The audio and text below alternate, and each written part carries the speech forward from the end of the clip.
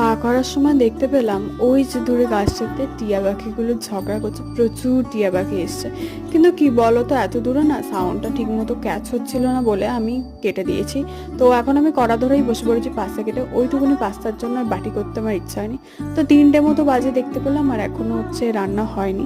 তো এখন একটু উঠেছি ছাদে, এই সময়টা ছাদে গান শুনতে বা বলো গল্প শুনতে আমার খুব ভালো লাগে। আর 3 Musketeers are the count of the Monte Christo আমি কোনোদিনও মানে ভুলতে পারবো না। আমি যতবারই শুনি আমার কাছে ওগুলো নতুনই মনে হয়। তো যাই হোক, এখন রাত 9টা মতো বাজে, আমরা এসেছি হচ্ছে মাছের দোকানে উড়ে উড়ে, কারণ দোকানটা বন্ধ হয়ে যেত আর আমার মাছের খাবার একদমই ছিল না। তো যেই আমার বয়ফ্রেন্ড কাজ শেষ করে এলো অমনি আমরা ছুটে ছুটে চলে এলাম। তো এই দেখো কাকুর দোকানে হচ্ছে চিংড়ি মাছগুলো, আর আমার বাড়ির চিংড়ির তো কালার এখন দেখাই যায় না, সব এখন সাদা।